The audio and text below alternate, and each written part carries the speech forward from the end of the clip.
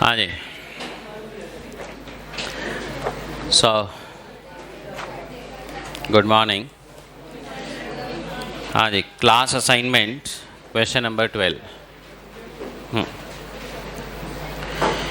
Financial books of a company reveals the following data for the year ending 31st March 2020. Opening stock finished goods 625 units थे and the value was 53,125. WIP 46,000. Then 1st अप्रैल से 31st मार्च के transactions दिए हैं. Raw material consumed, direct labour, factory overheads, administration overheads bracket में related to production, dividend paid, bad debts, selling and distribution expense, interest received, rent received, sales 12,615 units है. Closing stock finish goods का 415 units है. Work in progress closing 41,200. The cost records provide as under. Factory overheads are absorbed at 70% of direct wages.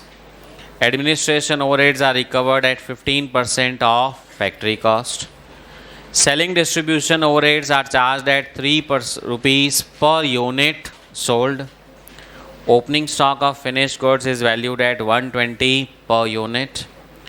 Company values WIP at factory cost for both financial and cost profit reporting. इस मतलब WIP का valuation financial accounts, cost account same rate पर है.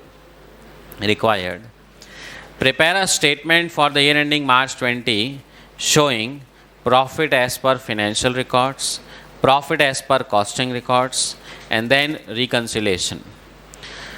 Now इस question में जो information दे रखी है, लेजर अकाउंट बनाने लायक कुछ भी नहीं है. स्टोर्स लेजर बनाने जाऊं तो ओपनिंग भी नहीं, क्लोजिंग भी नहीं, परचेज भी नहीं, सीधा क्या दिया हुआ कंज्यूम्ड. तो आप कहेंगे कॉस्टिंग का प्रॉफिट निकालना है तो करना तो पड़ेगा ही. तो ज़रूरी नहीं है कि आप लेजर अकाउंट बना के निकालो, कॉस्ट शीट बना लो. कॉस्ट शीट के लायक तो सारी इन्फॉर्मेशन नहीं है. कॉस्ट शीट बना ली, नेट प्रॉफिट आ जाएगा, वो अपने आप ही profit as per cost records हो गया. और उसके बाद फिनेंशियल P&L अकाउंट बना के उसका नेट प्रॉफिट निकाल लेंगे. तो शुरू करिए वर्किंग नोट.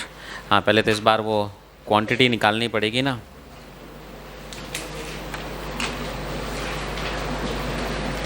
वैसे ज़रूरत तो है नहीं. Reason opening stock, closing stock दोनों का ही वैल्यूएशन तो दिया हुई है. फिनिश गुड्स का क्वांटिटी भी दी है और साथ में वैल्यू भी दी हुई है. हाँ जी. तो लेकिन देखिए कॉस्ट रिकॉर्ड्स में डिटेल है. पॉइंट नंबर 4 में opening stock of finished goods is valued at 120. और अगर अपन ये देखें 625 यूनिट इंटू 120 कितना होता है भाई? 75,000. जबकि इधर वैल्यू कितनी दी है? 53,125 है ना. तो 53,125 दी हुई है. तो इसका मतलब ये 53,125 तो किसके लिए दी हुई है? फिनेंशियल के लिए. कॉस्टिंग में तो वैल्यूएशन किस पे करना है? क्योंकि वो जो पीछे वाले पेज पे ऊपर हेडिंग क्या था? Cost records reveals the following data. तो यानी कि कॉस्टिंग के हिसाब से फिनिश गुड्स का वैल्यूएशन आपको 120 रुपये के हिसाब से ही करना है. ओके. तो क्लोजिंग का वैल्यूएशन भी जो क्वेश्चन में दिया हुआ है फिनिश गुड्स का, हम मानेंगे वो किसके लिए दिया हुआ है? फिनेंशियल के लिए. कॉस्ट का तो अपन खुद ही निकाल सकते हैं क्योंकि जब क्वांटिटीज़ अपने पास है. शुरू करिए working note. Calculation of production quantity.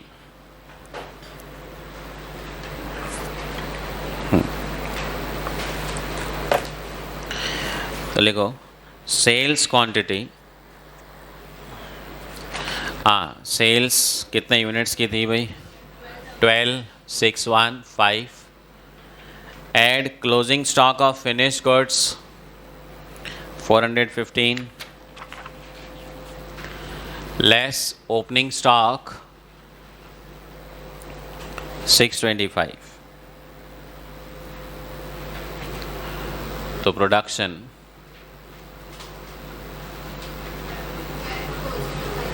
Four 05. So 12,405 units. तो ये हमने इस बार कितने यूनिट्स बनाए वो कैलकुलेट कर लिया. शुरू करिए. Cost sheet and statement of profit. Cost sheet and statement of profit.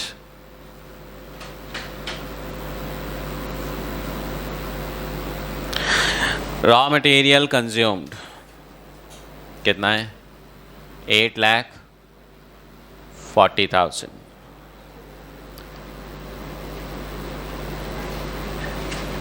Direct labour 6,10,000.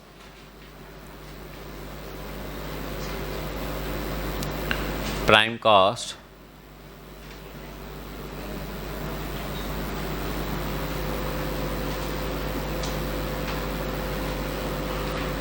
Factory overheads. Question ने कहा एब्जॉर्ब किस रेट से करना है भाई? 70% ऑफ डायरेक्ट वेजेस. तो 6,10,000 का 70% 4,27,000. So this becomes gross works cost 18,77,000. Add opening WIP less closing WIP. Opening is 46,000. Closing is 41,200.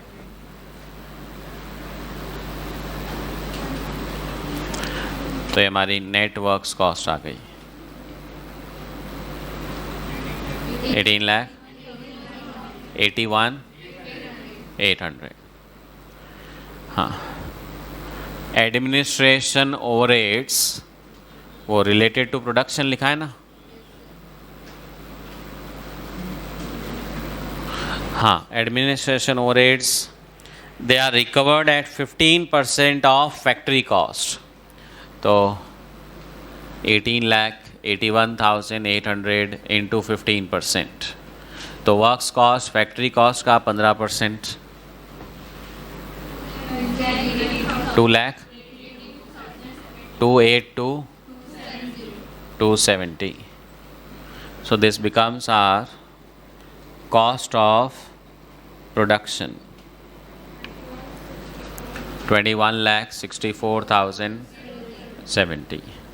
Add opening stock of finished goods 625 units 120 रुपये के हिसाब से 75,000 less closing stock of finish goods. हाँ. वो अपन valuation कर लेंगे 21,64,070 हमारे 12,405 यूनिट की कॉस्ट आई है. क्लोजिंग में अगर 415 यूनिट्स का स्टॉक है, हाँ जी, तो उसका वैल्यूएशन 72,397.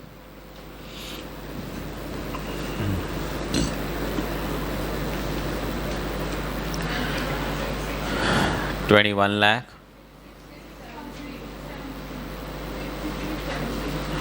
66,673. सो ये वैल्यूएशन कर दिया. उसके बाद S&D overheads 3 rupees per unit sold charge करना है. हाँ. इधर एडमिनिस्ट्रेशन तो आएगा नहीं क्योंकि ऊपर आ गया था. हाँ. यूनिट्स बेचे कितने भाई? 12,615 यूनिट्स मल्टीप्लाइड बाई 3 रुपीज़ 37,845. अब देखिए ऊपर इन्फॉर्मेशन में आपको dividend paid, bad debts, interest received, rent received, ये सब कॉस्टिंग में तो आने वाला नहीं है, अपने अपने आप रिकन्सिलेशन वाले पॉइंट में जाएंगे। हाँ जी, so this becomes your cost of sales 22 lakh 518। हाँ, देन प्रॉफिट बैलेंसिंग फिगर और सेल्स। हाँ, सेल्स तो वही रहेगी जो दी हुई है 22,80,000। तो प्रॉफिट 482 75,482।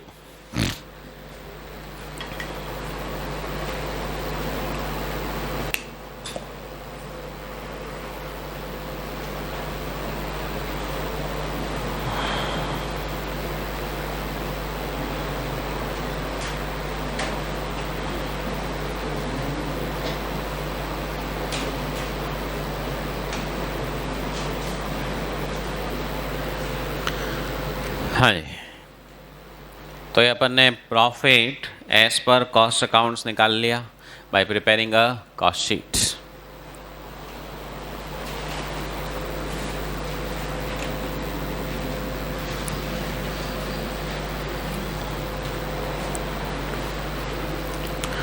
अब फिनेंशियल अकाउंट्स के हिसाब से P&L अकाउंट बना लेते हैं for the year ending. So financial P&L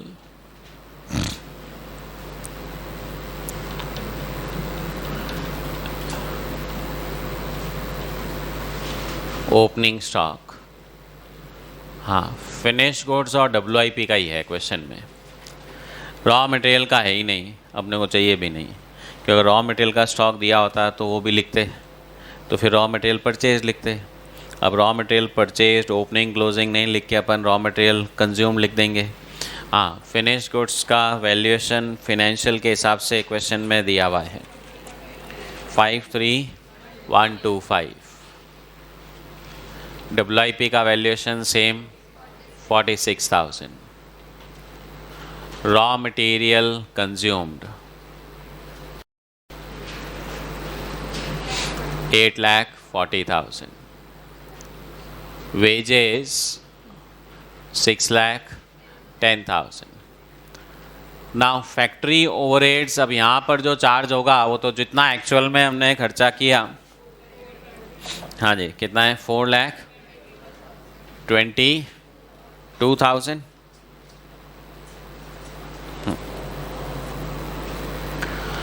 sales 22,80,000। Closing stock, finished goods and WIP का तो 41,200। फिनिश्ड गुड्स का क्लोजिंग स्टॉक का वैल्यू क्वेश्चन में दे रखा है 45,650।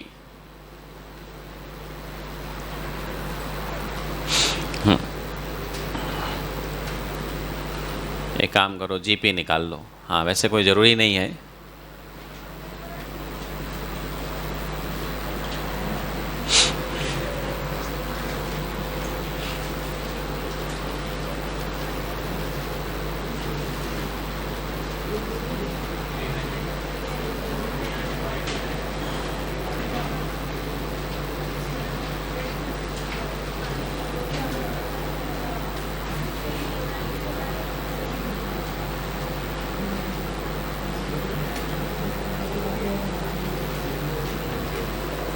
हाँ, उसके बाद P&L में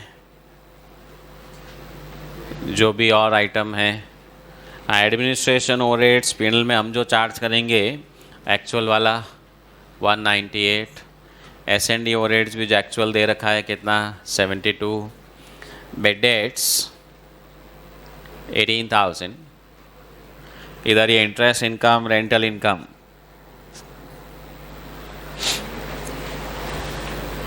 हाँ, GP कितना है 3,725। 395 725। इंटरेस्ट इनकम, रेंटल इनकम, हाँ एडमिन एस&डी जो एक्चुअल है वो लिख दिए, बेड डेट्स आ गया, हाँ एक और दिया हुआ डिविडेंड पेड, ये आएगा क्या भाई? पीनल में तो नहीं आएगा ना, एप्रोप्रिएशन में आएगा भाई। ये नहीं हर चीज़ को ज़बरदस्ती रिकन्सिलेशन में लेना ही लेना है। हाँ जी, so get the net profit. हाँ बोलो, वो लिख भी सकते हो, पर जनरली हम ट्रेडिंग पेनल की जब बात करते हैं we always write in P and L account.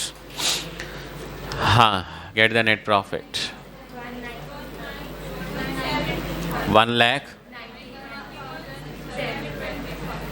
1,91,725।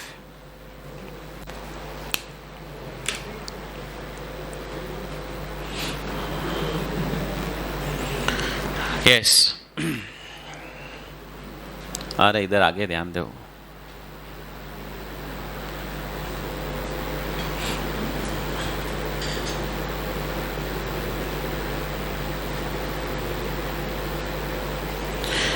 अब रिकन्सिलेशन, हाँ इफ़ यू कंपेयर बोथ, कौन कौन से खर्चे में फ़र्क है भाई?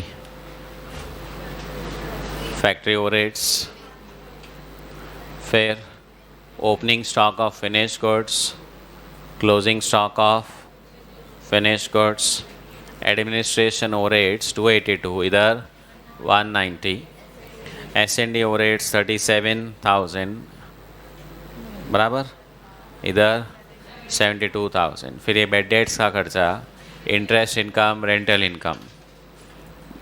रिकन्सिलेशन बना लोगे आप लोग?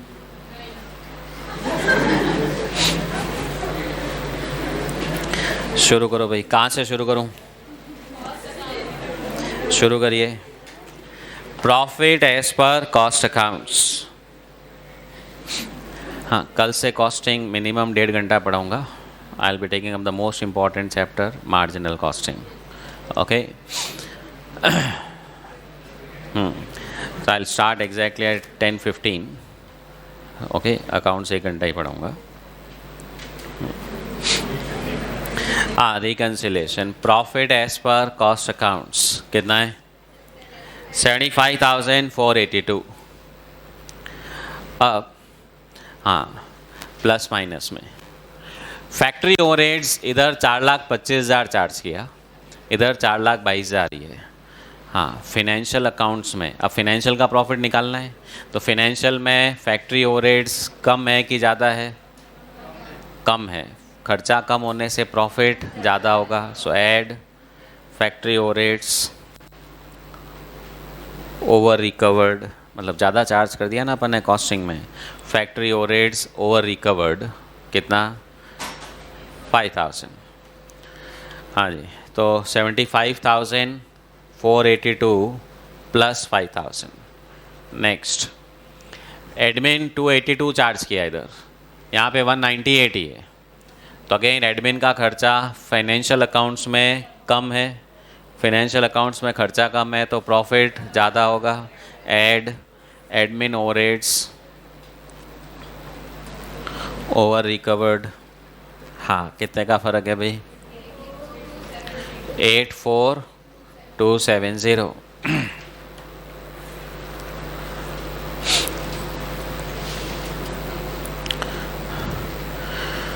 हाँ, opening stock of finish goods इधर 75,000 है, इधर 53 है। हाँ, ओपनिंग स्टॉक की वैल्यू यहाँ पे कम है तो प्रॉफिट ज़्यादा होगा। Add difference in finished goods opening, difference in finished goods opening। हाँ, ये वाला रिकन्सिलेशन जो होता है ना, जहाँ दोनों पिनल आपके सामने, वो सबसे आसान होता है, क्योंकि पिनल देख के तो फटाफट आइडेंटिफाई हो जाता है ना, इधर 53 लिखा है, इधर 75 लिखा है, इधर खर्चा ज़्यादा है, इधर कम है, इधर कम लिखा है तो प्रॉफिट ज़्यादा होगा। हाँ कितना? 21,875। क्लोजिंग स्टॉक इधर 72 है, इधर 45 ही है।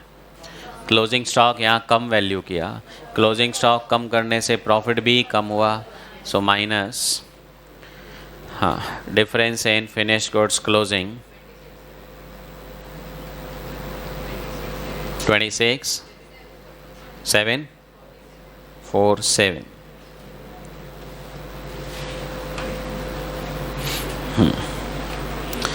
एस.एन.डी. ओवरहेड्स इधर 37 था, इधर 72 है, इधर 37 ही चार्ज किया खर्चा, इधर 72,000. यहाँ खर्चा ज़्यादा है तो प्रॉफिट कम होगा, less. S and D. Overheads under recovered.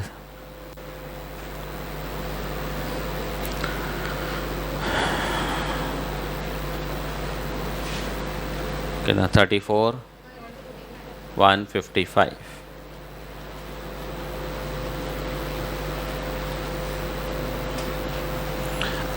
अब बेड डेट्स का खर्चा यहाँ पर है, उधर था ही नहीं, तो ये खर्चे से प्रॉफिट कम हुआ, लेस. Bad debts 18,000.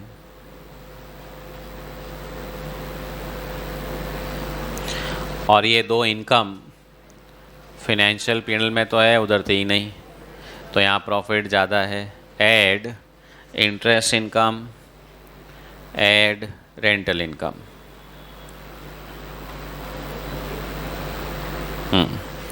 तो +38 +46. Profit as per financial accounts.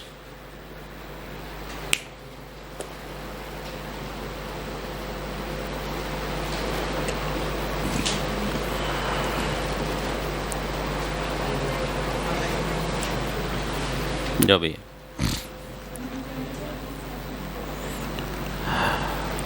191725 बस.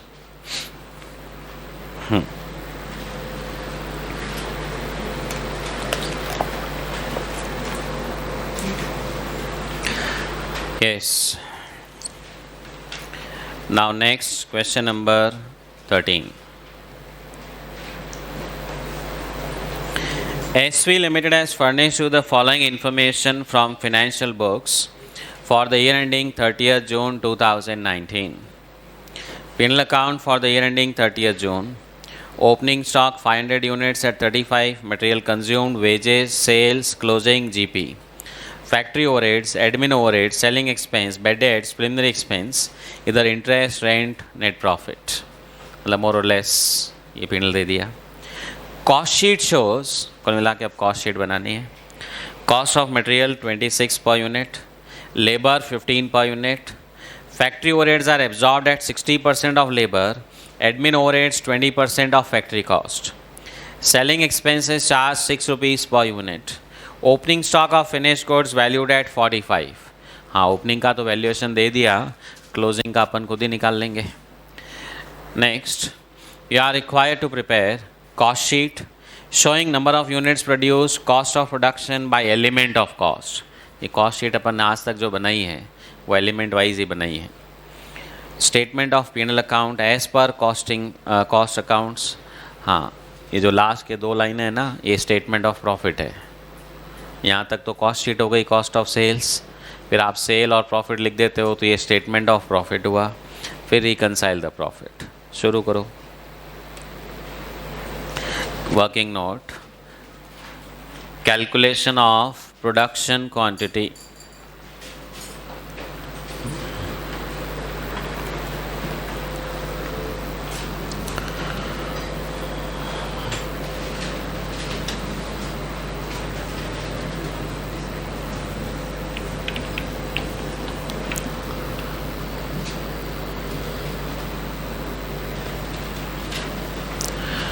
हाँ, सेल्स दिया हुआ आपको कितने यूनिट्स हैं? 10,250. Add closing stock of finish goods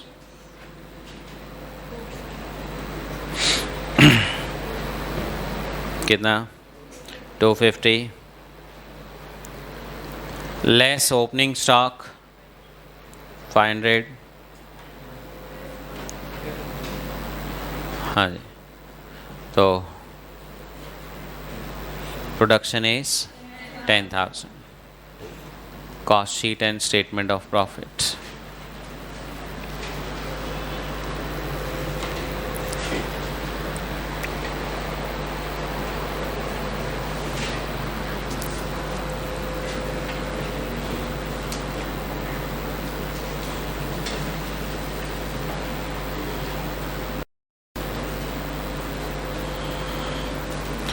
हाँ जी, रॉ मटेरियल कंज्यूम्ड 10,000 यूनिट्स, क्या रेट में?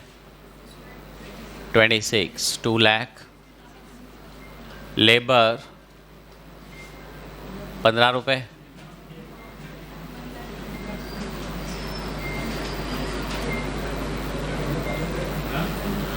हाँ जी, सो प्राइम कॉस्ट 4,10,000। हाँ, factory overhead 60% of labour cost.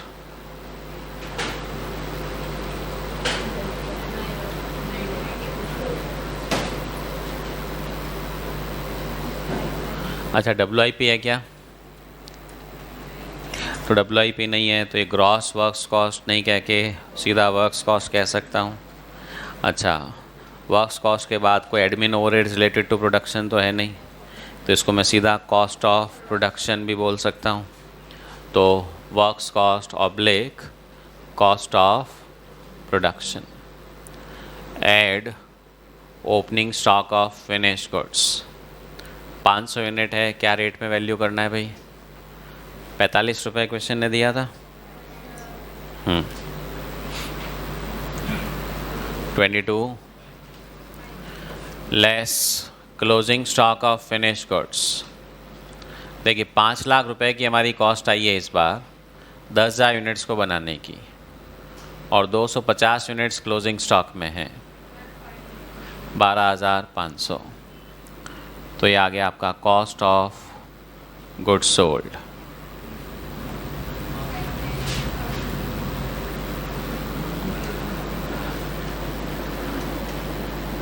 Administration overheads 20% of factory cost, तो 5 लाख का 20% 1 lakh. S&D overheads 6 rupees per unit. हाँ, तो जो बेचे हैं उसी पे लगाएंगे। बेचे कितने? 10,000, 250 unit into 6 rupees 61,500। So this becomes our cost of sales.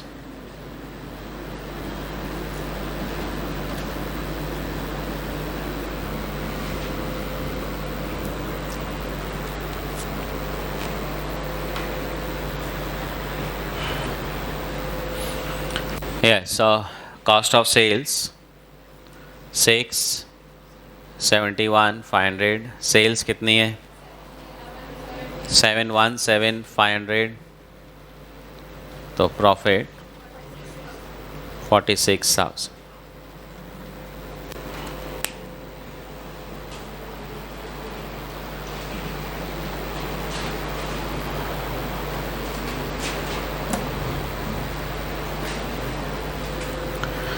हाँ, अब फ़र्क factory overheads, admin S&D, opening closing stock, और उसके बाद इधर जो bad debts, preliminary expense, rent और इंटरेस्ट है।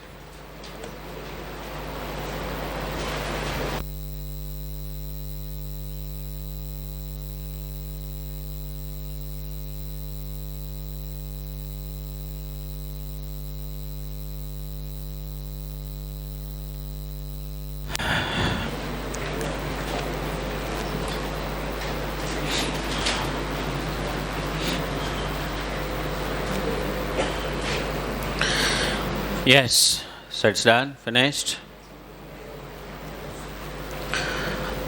हाँ, रिकन्सिलेशन बना लेना, ठीक है। हाँ,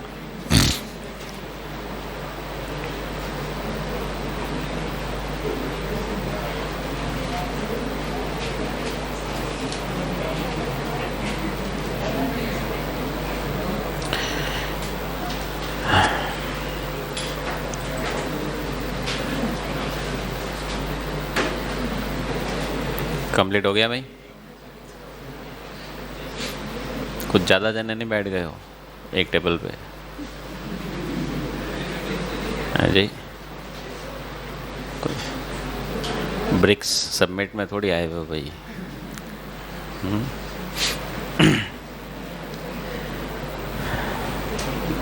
क्वेश्चन नंबर 14 देखिए। हाँ, जगह छोड़ देना आधे पेज की रिकन्सिलेशन के लिए। Modern Company Limited furnished the summary of trading P&L account for the year 31st December 19. Raw material, wages, production, admin, S&D, preliminary expense, goodwill, dividend, income tax, net profit. अच्छा, dividend भी इधर ही डाल दिया इन्होंने। ये नहीं कि क्वेश्चन में हम रिजेक्ट करते हैं इसको, P&L अकाउंट हमारा बनाएंगे। हाँ, अब रिकन्सिलेशन में आप तो शुरू नेट प्रॉफिट कौन सा वाला लेंगे, 189, तो उसमें ये प्लस वाले में इनकम टैक्स भी आएगा, डिविडेंड भी आएगा, गुडविल भी आएगा, प्रिलिमिनरी एक्सपेंस भी आएगा। इधर सेल्स, फिनिश गुड्स का क्लोजिंग स्टॉक, WIP का क्लोजिंग स्टॉक, उसमें ब्रेकअप भी आया, इसमें मटेरियल इतना है, वेजेस इतना है, ओवरहेड्स इतना है। देन इंटरेस्ट ऑन सिक्योरिटीज़, ये interest income. Company manufactures a standard product. Scrutiny of cost records for the same period shows that factory overheads have been allocated to production at 20% on prime cost. Administration overheads charged at 3 per unit sold. S&D overheads charged 4 rupees per unit sold. You are required to prepare a statement of cost and work out profit as per cost accounts, and also prepare reconciliation statements.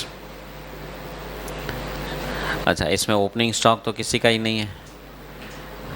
Finish goods का closing 200 है, cell 12,000 है, तो production कितना हो जाएगा, 12,200, 12,200 हो जाएगा, 11,800 होगा।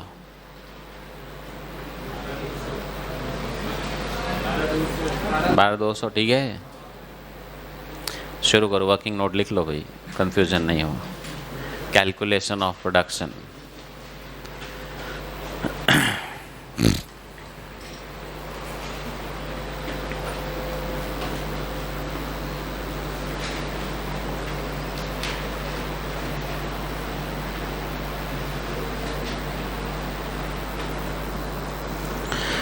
Sales quantity 12,000. Add opening stock nil. Sorry, add closing stock 200 less opening stock nil.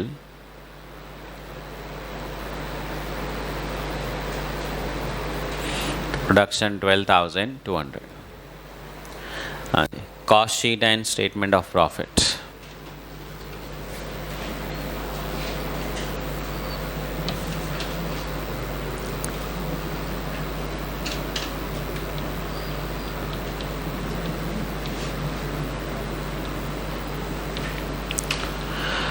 अब रॉ मटेरियल कंज्यूम्ड, क्वेश्चन ने कोई अलग से इन्फॉर्मेशन तो दी नहीं, 1 पर यूनिट इतना है, तो और आराम हुआ।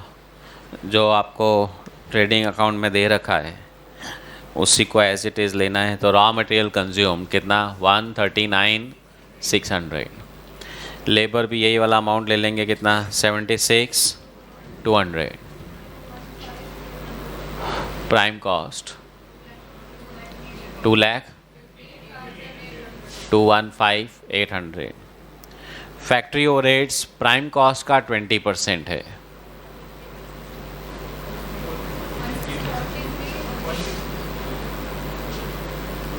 हाँ, तो ये आपका हो गया gross works cost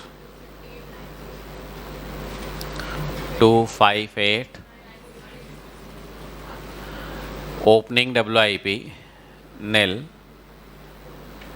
closing WIP, हाँ वो तो मेरे को सेम वैल्यू ही लेना पड़ेगा। कितना है भाई, 47,995। देखिए, फिनिश गुड्स का वैल्यूएशन अपन कर सकते हैं, WIP का वैल्यूएशन भी अपने को आता है, पर उसके लिए इक्विवेलेंट यूनिट चाहिए, प्रोसेस कॉस्टिंग वाला। नहीं तो फिर जो वैल्यू दी हुई है उसी से काम चलाना पड़ेगा। So we get the works cost oblique cost of production 2,09,665. Add opening finished goods nil less closing finished goods. हाँ, ये 2,10,965 रुपये, 12,200 यूनिट्स की कॉस्ट है। तो 200 यूनिट की proportionate cost 3458. So this becomes our cost of goods sold.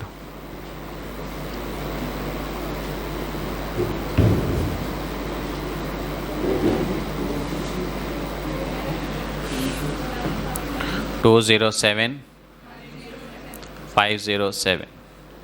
Administration overheads per unit 3 on sales quantity 12,000 units बेचे. S&D overheads per unit 4 rupees.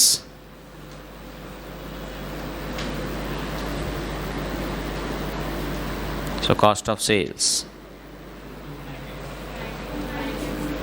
2,91,507. Profit, balancing figure and sales. Sales कितनी दी हुई है? 4,80,000. 188,493.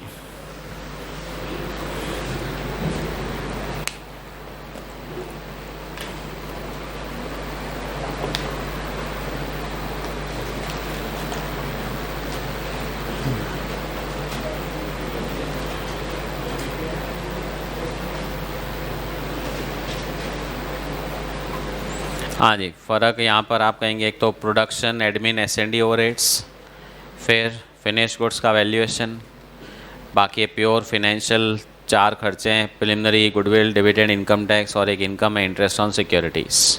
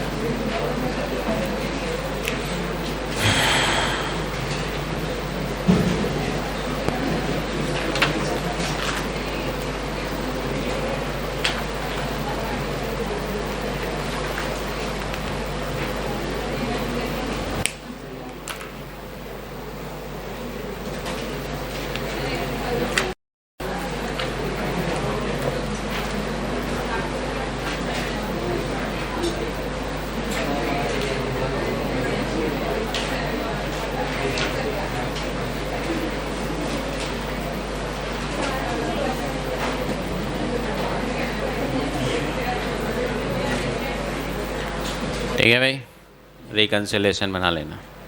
हाँ, homework discuss कर लेते हैं हम. Question number 4.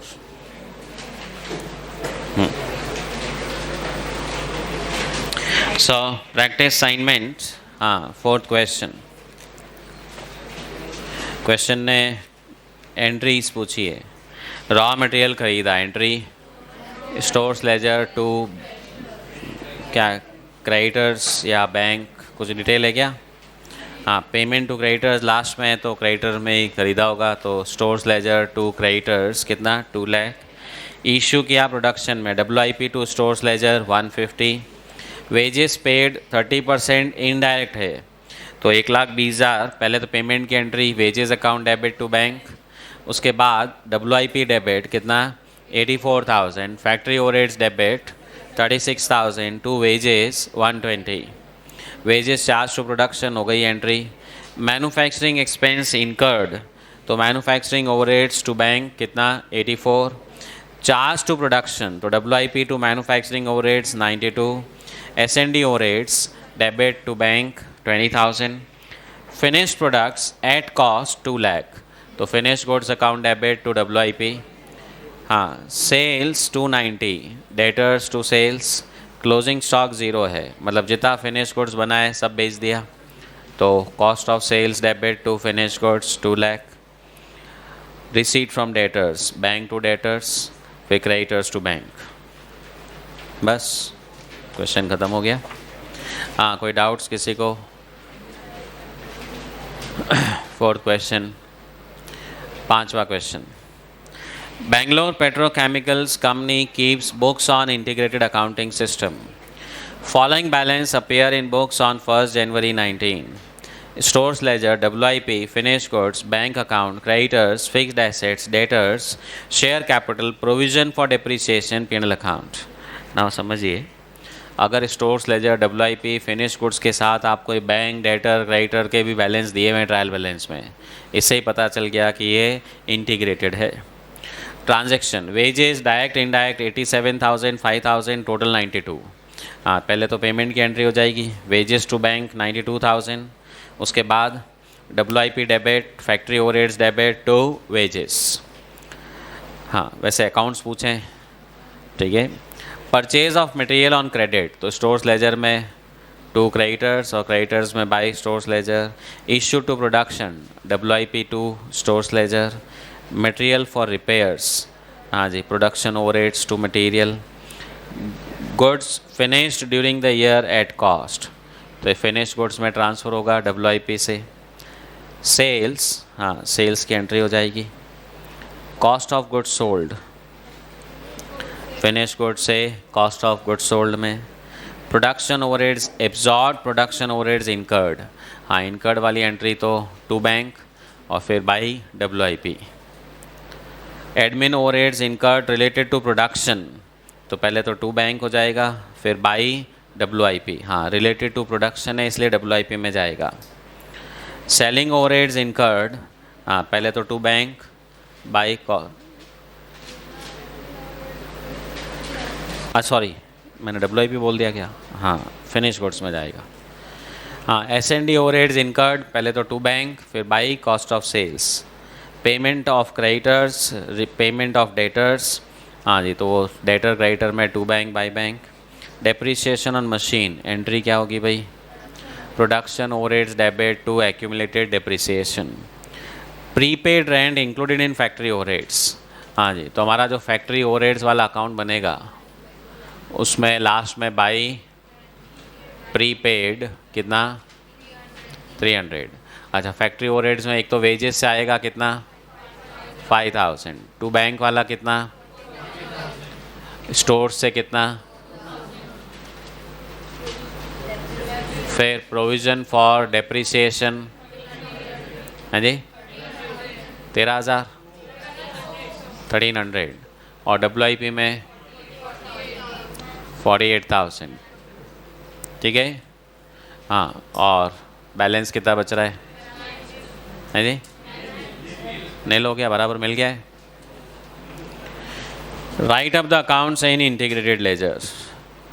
चलिए जी, अब मेरे को बताइए स्टोर्स लेजर का क्लोजिंग बैलेंस, WIP का क्लोजिंग बैलेंस 40, फिनिश गुड्स का क्लोजिंग बैलेंस 20 और नेट प्रॉफिट वो नहीं निकाला गया. हाँ जी, P&L अकाउंट में सेल्स कितनी, सेल्स दी हुई है 3 लाख रुपीस. इधर कॉस्ट ऑफ सेल्स 2,30,000. हाँ, फिर कुछ और खर्चे और इनकम है क्या भाई, P&L में आने लायक कुछ भी नहीं है. So you get the net profit 66,000. अगर यहाँ पे मान लीजिए कुछ ऐसे खर्चे भी दिए होते, बैड डेट्स, डिस्काउंट, ये वो, तो कोई ओवरहेड्स में तो जाता नहीं, बस वो सीधा यहाँ पर पेमेंट में आ जाता. हाँ जी, बैंक अकाउंट का बैलेंस कितना आया 40. हाँ जी, हाँ बोलिए. P&L का बैलेंस पहले से पड़ा है तो वो एप्रोप्रिएशन का बैलेंस हो गया, तो यहाँ तो आएगा नहीं. इसमें कैसे आएगा, नीचे अगर आप और आगे एक्सटेंड करो बैलेंस ब्रॉट डाउन, फिर ही आ जाएगा. हाँ, और कौन सा था होमवर्क में, 6 question. In the absence of chief accountant you have been asked to prepare a month's cost account for a company which operates batch costing system fully integrated with financial accounts. आप कहेंगे batch costing क्या होता है भाई, वो WIP समझ लो, हर batch का अलग अलग बनता है. पर अगर अपने को बैच वाइज डिटेल नहीं दी हुई होगी तो अपना तो एक ही WIP अकाउंट बनेगा.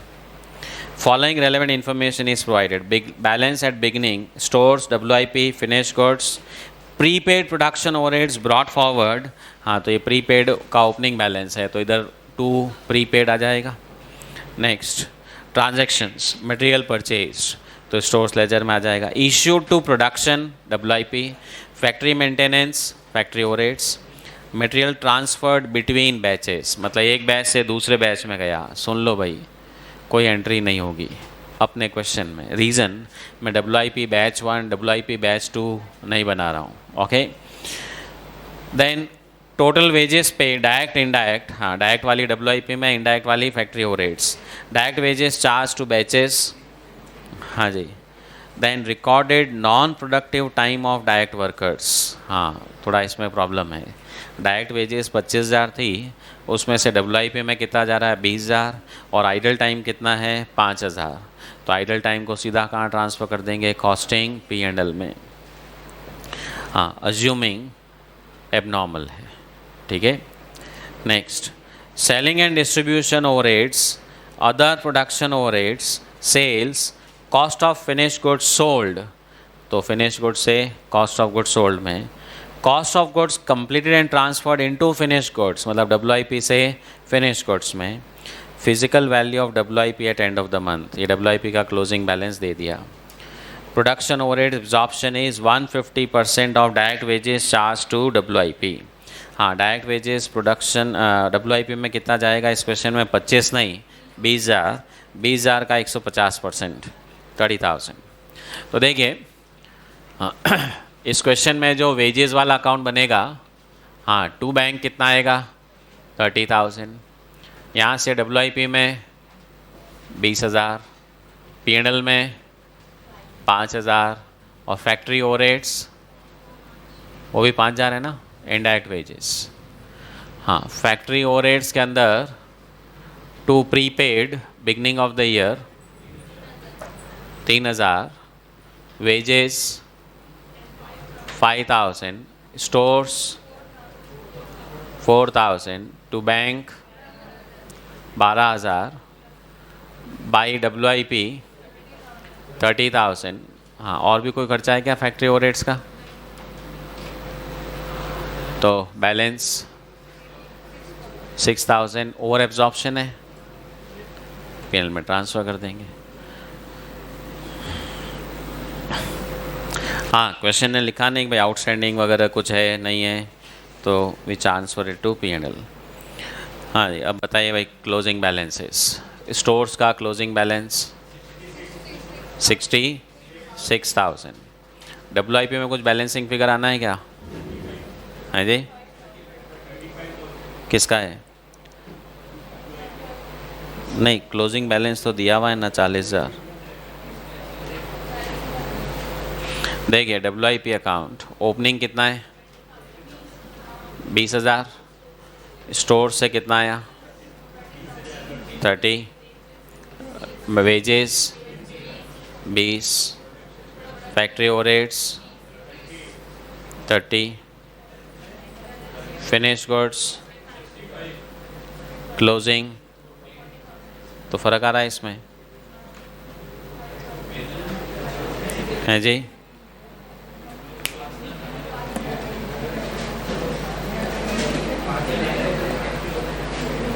कितने का फ़र्क है क्रेडिट में कि डेबिट में, इस तरफ, हाँ जी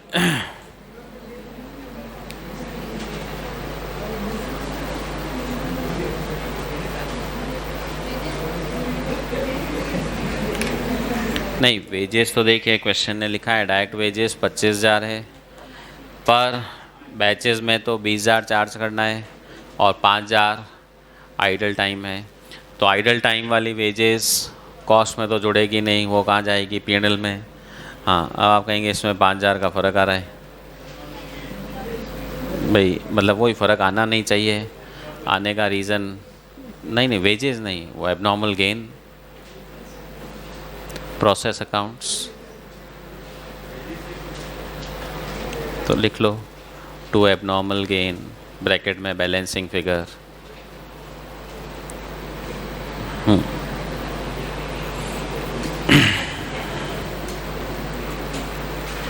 हाँ जी, finish goods account opening balance है क्या 20।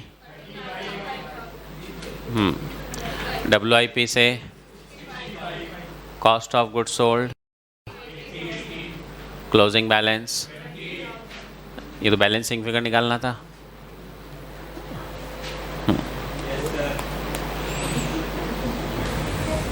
ठीक है, नाउ P&L अकाउंट। हाँ, सेल्स कितनी है 1 लाख, कॉस्ट ऑफ सेल्स है जी 80 है, कोई वो नहीं है कि एडमिनिस्ट्रेशन S&D 86,000, वो S&D ओवरहेड जोड़ने के बाद abnormal gain 6,000, production overheads 6,000, sorry abnormal gain 5,000, production overheads का ये बैलेंस 6,000, उधर वेजेस वाला 5,000। बोले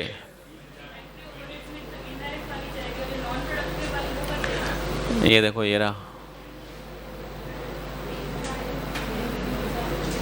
ये मैंने माना है कि ये क्या है एबनॉर्मल वाला आइडल टाइम, तो सीधा P&L में आ गया ये 5,000 रुपये। हाँ जी, नेट प्रॉफिट है जी 20,000 रुपये।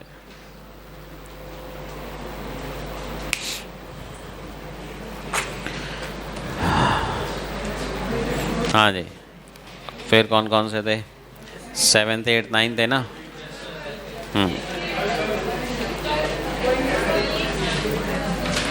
ये तो क्या एकदम आसान क्वेश्चन तो थे।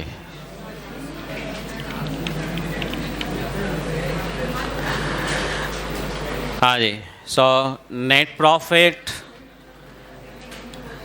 हाँ फिनेंशियल अकाउंट्स वाला कितना था भाई 64,377, और कॉस्ट अकाउंट्स का प्रॉफिट भी आपको दे दिया है, कितना है 86,200।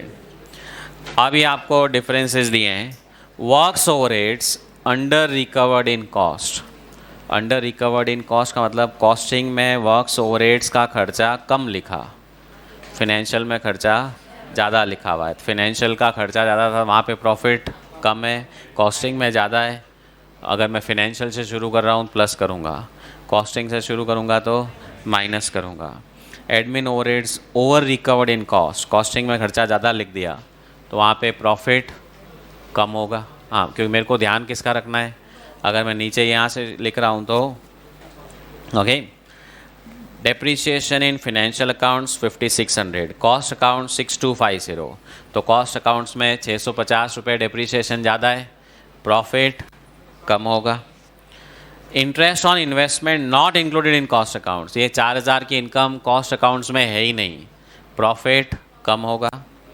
Loss due to obsolescence charge in financial accounts 2,850, ये खर्चा कॉस्टिंग में है ही नहीं तो प्रॉफिट ज़्यादा होगा। Income tax provided in financial accounts, ये खर्चा कॉस्टिंग में है ही नहीं, प्रॉफिट ज़्यादा होगा। बैंक इंटरेस्ट ट्रांसफ़र फीस, ये भी फिनेंशियल अकाउंट्स में ही है, प्रॉफिट कॉस्टिंग में कम होगा। ठीक है, इनकम है ना ये। नेक्स्ट, स्टोर्स एडजस्टमेंट, अंडरलाइन करिएगा क्रेडिट, मतलब स्टोर्स एडजस्टमेंट मतलब स्टॉक अकाउंट में फिनेंशियल अकाउंट्स में हमने क्रेडिट किया है 237। हाँ जी, तो ये 237 की इनकम फिनेंशियल में है, कॉस्टिंग में नहीं है, माइनस। Loss due to depreciation stock values 3,375, ये खर्चा फिनेंशियल में कॉस्टिंग में नहीं था तो प्रॉफिट ज़्यादा होगा। हाँ, मैच हो रहा है भाई, तो इसमें तो बस कॉपी पेस्ट ही करना था और कहाँ ब्रैकेट लगाना है नहीं लगाना है वो आइडेंटिफाई करना था। अच्छा, ऐसा भी कोई ज़रूरी नहीं है कि आप पहले सब प्लस वाले लिखो फिर बाद में माइनस वाले लिखो, आप सीक्वेंशियली चलते जाओ। हाँ, मेरी थोड़ी सी इच्छा ये रहती है पहले प्लस बाद में माइनस वाले, ताकि कैलकुलेटर पे ध्यान कम देना पड़े। बाकी तो आप अगर कैलकुलेटर पे अपना हाथ कंट्रोल में रखते हो, कब प्लस लगाना है कब माइनस लगाना है, दिक्कत नहीं है। हाँ जी, फिर 8th question, profit disclose by companies cost accounts was 30,114, financial accounts 19,760, दोनों प्रॉफिट दिए हुए। On reconciling the figures, following differences appeared. हाँ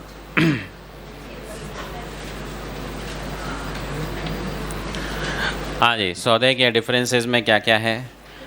तो cost account is 30114, financial accounts is 19760। तो अब मुझे ध्यान किसका देना है? फाइनेंशियल का। Overheads in cost account 7500, actual 6932। मतलब यहाँ पे खर्चा कम था, प्रॉफिट ज़्यादा होगा। कितना? 568। Expenses not charge in cost account 750। ये खर्चा इधर नहीं था, इधर था, इधर था, ये प्रॉफिट कम था, माइनस। Company allocated 600 to general reserve. हाँ, अब आप कहेंगे जनरल रिजर्व तो एप्रोप्रिएशन वाला आइटम है, ना तो इधर होगा ना इधर होगा, पेंडिंग रखें। पर बाई चांस लास्ट में नहीं मिला तो फिर इसका मतलब यही होगा कि ये वाला जो नेट प्रॉफिट है जनरल रिजर्व के बाद वाला, अभी क्लास वाले में आया था ना डिविडेंड के बाद वाला, तो देख लेंगे। Work was commence during the year on new factory and expenditure of 12,000 was incurred. Depreciation 5% financial accounts में था, तो ये फिनेंशियल का प्रॉफिट कम होगा। ट्रांसफ़र फीस रिसीव्ड 28, ये फिनेंशियल में प्रॉफिट ज़्यादा होगा। Amount of charge income tax, ये खर्चा फिनेंशियल में है, प्रॉफिट कम होगा। हाँ, 600 भी लेना पड़ेगा भाई, तो ये 600 का खर्चा फिनेंशियल में है, वहाँ प्रॉफिट कम होगा। अब इसमें क्या था? कुछ था ही नहीं है। तो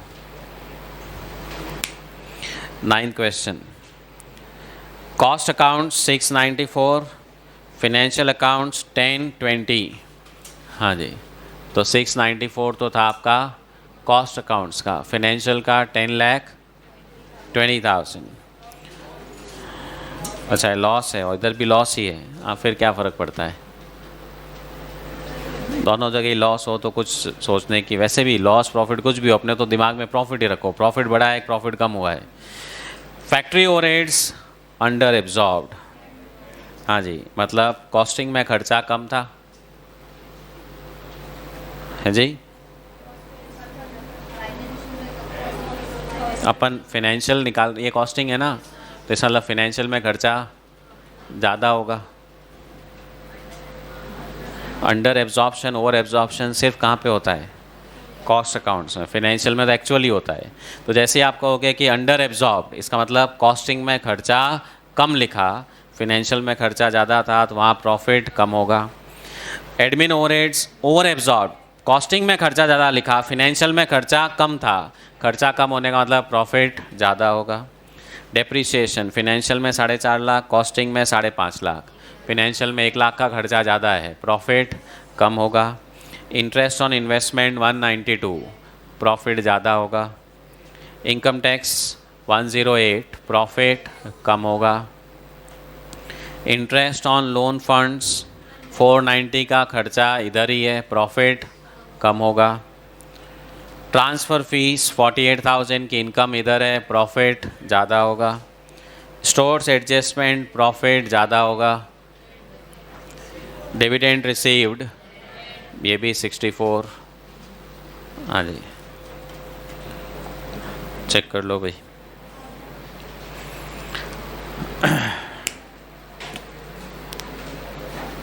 हाँ, होमवर्क लिख लो अब, 10th 11th 12th। हाँ, ये जो 10th 11th 12th है मोर और लेस जो आज क्वेश्चन किए वैसे वाले हैं।